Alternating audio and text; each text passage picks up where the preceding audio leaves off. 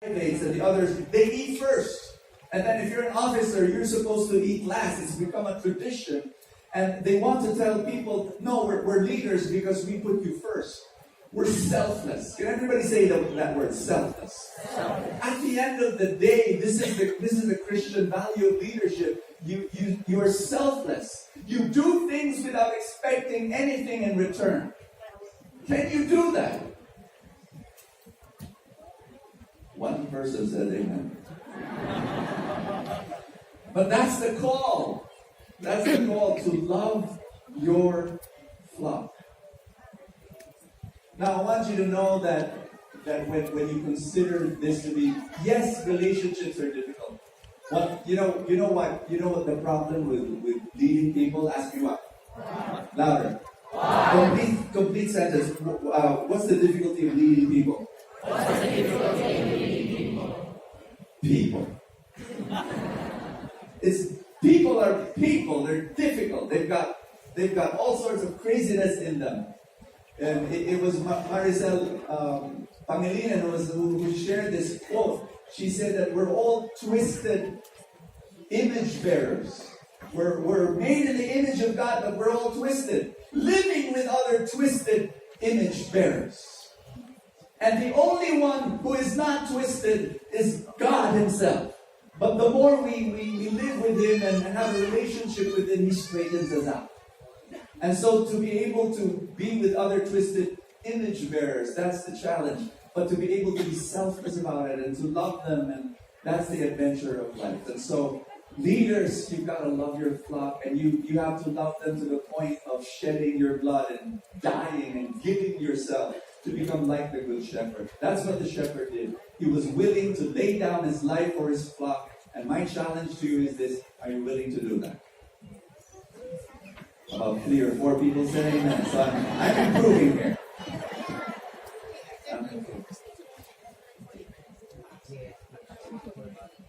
God has a way of rewarding us. Yes?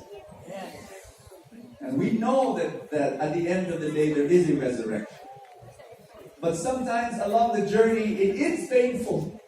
When you keep on dying to yourself and you give up of your life and your preferences and privileges for others, but it is like that.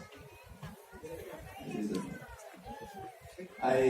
I want to insert here something that I've shared so many times, but I'm going to share it again because I believe it's key.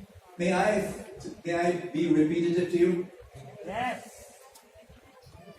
I was talking with my business mentor, and we were chatting not only with my business mentor, but my whole mastermind group of businessmen, and we were talking about families that would fight each other. Siblings, in fact, fighting over inheritance. And then people started talking about, they've created certain solutions for that, like a family constitution. Have you heard of rich families whose siblings, the siblings fight over inheritance? Have you heard? Yes. And then they end up in court, right? So they end up in court, and so that happens all over the world. That happens here in the Philippines. How do you prevent that? So we were talking about that, and what way they said is, you've got to have a family constitution.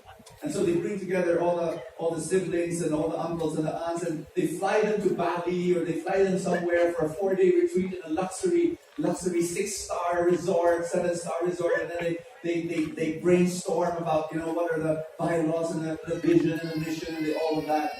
And then my business mentor said, won't work. I've seen it happen, it won't work. my business mentor can be very frank. And he said, no, it won't work. And so he said, what will work? I mean, those things will help, he said. But at the end of the day, unless this thing happens, it won't work. He said, what's that thing? He said, this one thing has to happen. So what's that one thing? He said, the eldest.